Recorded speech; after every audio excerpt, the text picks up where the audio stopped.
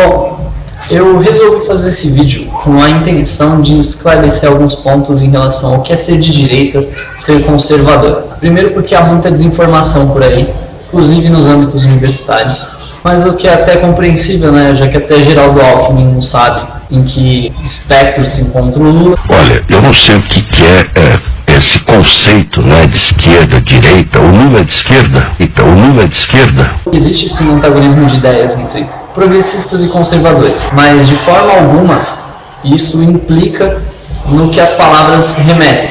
Ao progressista ser alguém que quer evolução, quer a mudança, e o conservador ser alguém que quer conservar, quer manter aquele sistema falho. E de forma alguma é isso. O conservador, ele também quer evolução, ele quer a mudança, mas ele é pragmático em relação a algumas coisas. Ele não quer correr riscos desnecessários e ilógicos. Russell Kirk, ele é um dos autores conservadores mais bem conceituados. E existe uma fala onde ele coloca o homem como um anão ancorado no ombro de gigantes. Ou seja, toda a estrutura passada teve uma razão de ser. Existiu ali uma evolução para que se chegasse até esse ponto, e não há por que destruir tudo essa estrutura para que se construa algo novo do nada, sem ter uma experiência de sucesso anterior àquela. Então, o conservador ele quer a mudança, mas ele é lógico, ele é racional e ele quer resultados plausíveis a curto, médio e longo prazo, ao invés da utopia de amorosidade esquerdista que se prega por aí. Primeiro ponto, Estado mínimo.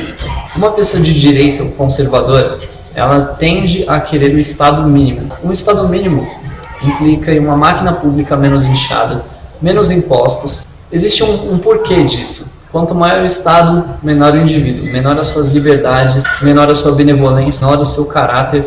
Para não me estender nesse assunto, eu vou deixar o link de um vídeo do Daniel Prager, onde ele explica os benefícios e malefícios de um Estado inchado. Se você tiver curiosidade para saber um pouco mais desse aspecto, assista, deve ter 5 minutos.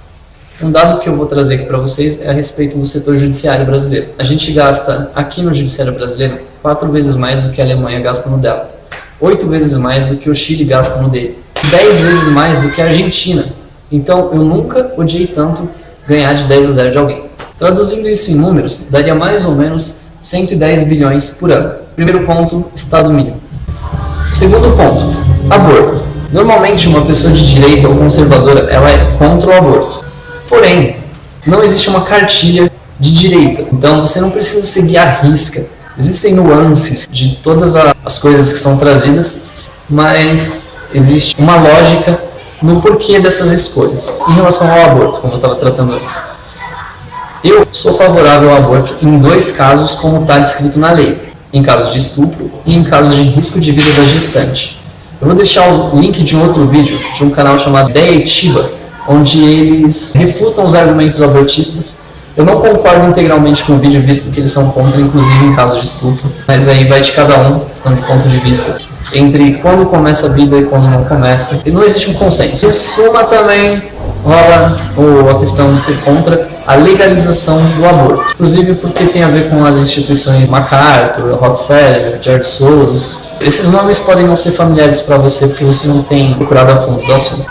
Terceiro ponto, liberdades individuais, armamento. Uma pessoa de direita conservadora entende que o ser humano ele não é benevolente o tempo todo, então a gente é muito desconfiado em ceder a nossa vida ao Estado, uma corte de pessoas, uma casta privilegiada, um grupinho de amigos que podem fazer com a nossa segurança, com as nossas vidas, o que bem entender, caso a gente não tenha chance de defesa. Isso aconteceu em todas as ditaduras, inclusive hoje existem algumas, mas para citar como exemplo, a União Soviética, a Alemanha Oriental, Mao Tse Tung, e a gente teve na Venezuela. Se bem que na Venezuela, acreditem se quiser, tem gente dizendo que é democracia. O senhor acha que a Venezuela é uma democracia? A Venezuela é uma democracia tão democrática quanto a brasileira e a americana. Então, para evitar coisas desse tipo, é que a gente quer que se revogue o Estatuto do Desarmamento. E não adianta dizer que hoje já é possível se ter uma arma, porque vai existir um processo e em determinada parte você vai ter que dizer o motivo, e aí você vai poder dizer que é para sua segurança. E aí vão te responder,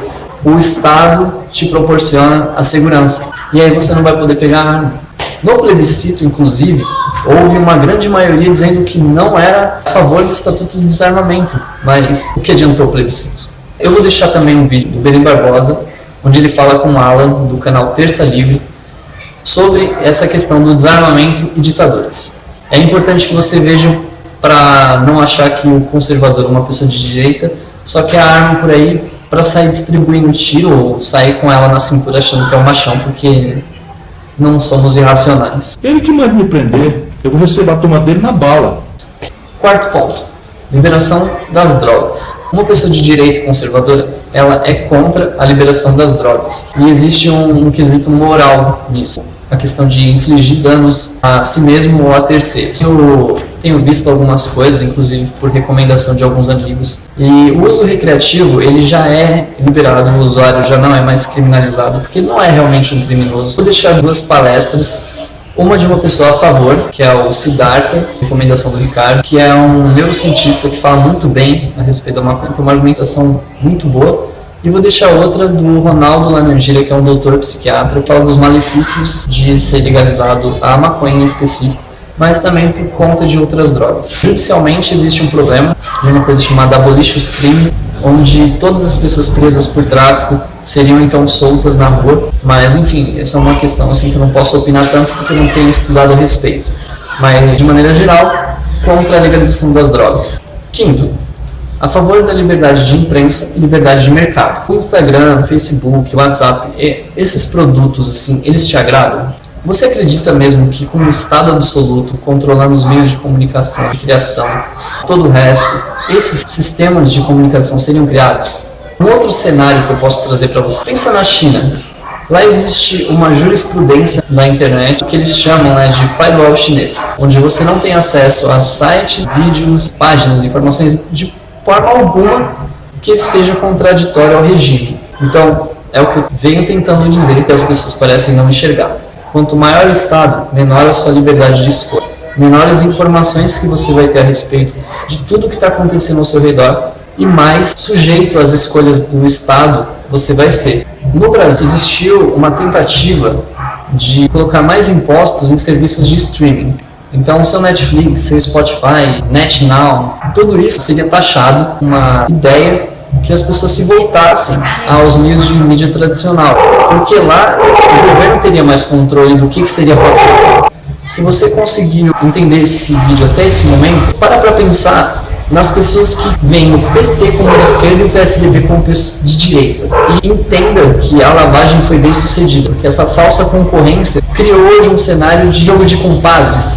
Vocês querem conquista melhor do que numa campanha neste país a gente não ter nenhum candidato de direita? E uma pessoa que votou contra esse aumento das taxas foi um cara taxado como racista, homofóbico, machista. Negro, eu sou inimigo das mulheres? Já teve algumas polêmicas. Põe um jornalzinho lá do fim do mundo, bota uma notinha dizendo que eu sou favorável que mulher ganhe menos do que homem. Isso vira uma bomba nacional?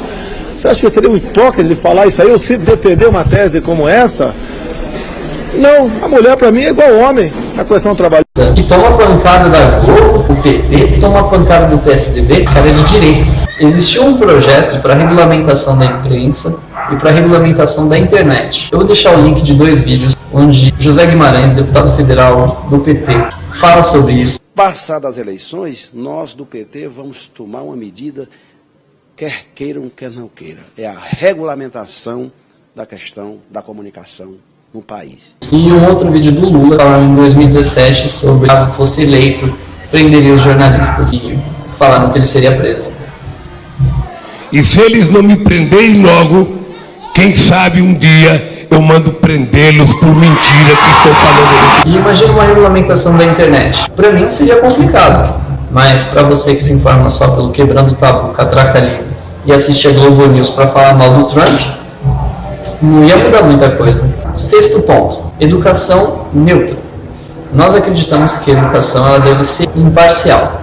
Essa ideia de colocar o professor e o aluno no mesmo nível torna tudo um pouco mais complicado do que deveria. Primeiro porque o aluno não tem as informações que o professor tem. O professor teve um estudo, um trabalho de chegar até aquele momento para poder então passar as informações. E é assim que a humanidade evolui. Já imaginou se todo o conhecimento que o seu pai teve ou seus avós tiveram fosse esquecido e você tivesse que partir do zero o tempo todo? Ia ter que construir o conhecimento. Vou deixar o link de 2 vídeos aqui Um do Percival Pugina, falando do Paulo Freire e a perda de potencial humano que a gente tem tido ao longo dessas gerações. E o outro do professor Pierluigi de Piazzi, falando que a gente está construindo uma geração de imbecis. Em todo caso, eu vou deixar aí os vídeos se você tiver interesse. Procure saber um pouco mais quem foi Laubach, Frank Laubach, e o que Paulo Freire fez com os métodos que ele empregava. Bom, se eu não falei muita merda aqui, eu acho que você conseguiu entender. Mas em todo caso, eu vou deixar um vídeo de um cara do Direito a Minas, que é o Nicolas Ferreira, sou muito fã desse cara. Lá ele explica exatamente o que é ser um conservador, usando os princípios de Russell Kirk. Ele cita mais alguns autores conservadores, que eu não vou citar aqui também, mas é importante que você os conheça. Por favor, procure a respeito, procure entender um pouco mais do que é ser conservador, do que é ser de direita, e esteja pronto para a avalanche de mentiras que vão falar. É isso, eu agradeço, obrigado por ter assistido até aqui e até mais.